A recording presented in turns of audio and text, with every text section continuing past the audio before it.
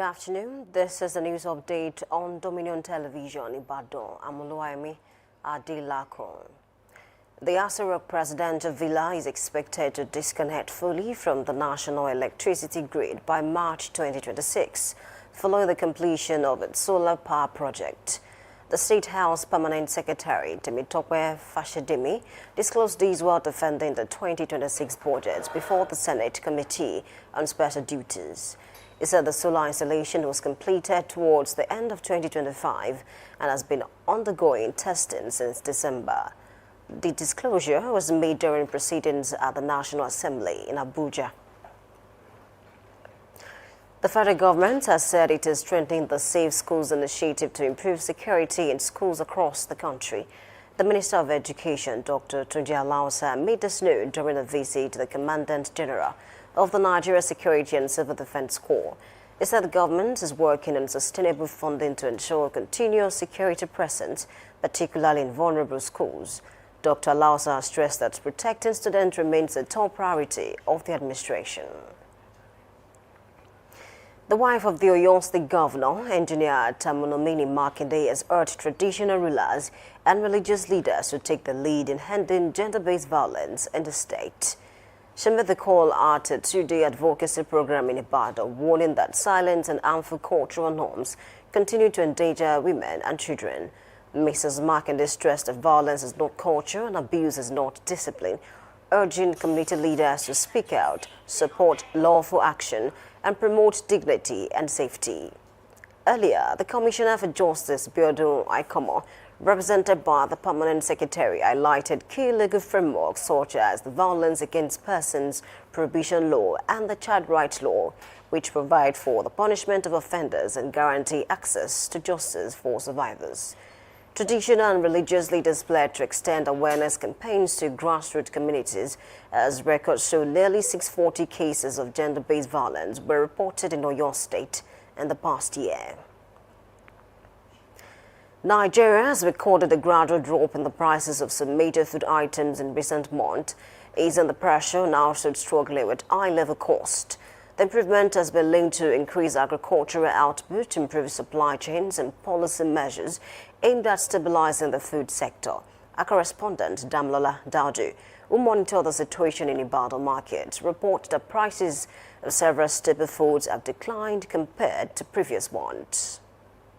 A walk through some major food markets in Ibadan reveals a shift in price trends, as traders and buyers alike confirm that certain staple items are now more affordable than they were a few months ago. A bag of rice, which previously sold for about 60,000 naira, is priced at 53,000 naira and in some cases even lower, depending on the brand. Beans have also recorded a noticeable drop, with a Congo now selling between 1,002 and 1,005, while Gari also go for about 400 per Congo. Tomato price have declined due to improved supply. A basket that once sold for over 50,000 during the scarcity period is now being sold for between 30,000 and 35,000 depending on the quality. However, a frozen fish seller lamented the high cost of fish, blaming importation challenges and fluctuation charges for the continued increase in price. The price just increased, not even with 1,000 naira, like 20,000, 15,000.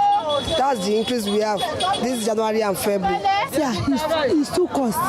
This year, that market is removed because this year no market. We thank God about the price, but say this kind of market, we are not concerned with the less year like year by year. We are concerned with the situation of it because of the season. Despite the reduction in some wholesale prices, traders say they still contend with high transportation costs and inconsistent market levies, which continue to affect their profit margins. Damilola Daudu reporting for Dominion News. Zimbabweans have reacted angrily after the cabinet approved proposed constitutional changes that could extend President Emmerson Mnangagwa's rule until 2030. The amendments, which will still be presented to Parliament, are widely seen as favoring the ruling ZANU-PF party. Opposition figures have described the move as a constitutional coup, insisting that changes must be subjected to a national referendum. Under the proposal, the presidential term would be extended from 5 to 7 years, with Parliament empowered to elect the president instead of the electorate. Bangladesh is holding its first national election since student-led protests in 2024 ended the 15-year rule of former Prime Minister Sheikh Hasina. The uprising, which left more than 1,400 protesters dead, forced Hasina to flee the country. She denies allegations that she ordered the violent crackdown. Our party, the Awami League, has been barred from contesting the polls. The election is being contested by the Bangladesh Nationalist Party and the Islamist group Jamaat-e-Islami, allied with a party formed from the student protest movement. Voters are also taking part in a referendum to amend the constitution. An interim government led by Nobel Peace Prize laureate Muhammad Yunus has overseen the transition. In November, a Bangladesh court sentenced Sheikh Hasina to death for crimes against humanity linked to the crackdown. Talking sport, Nigerian midfielder Onoche Egbelu has completed a move to Libyan club Al Ittihad. The former Flying Eagles star joins the Libyan giant from Tunisian side Esperance Sportive de Tunis. Egbelu moved to Esperance from Nigeria Premier Football League outfit Nasarawa United in 2023, marking 45 league appearances and scoring 2 goals. The 22-year-old also impressed at last year's FIFA Club World Cup and has previously earned an invitation to the Super Eagles. You can visit our website on www.dominion.org.ng to watch us live and interact with us. You can also follow us across our social media platforms, Facebook, Instagram, TikTok, YouTube, and LinkedIn at Dominion Broadcast and X at Dominion Cats.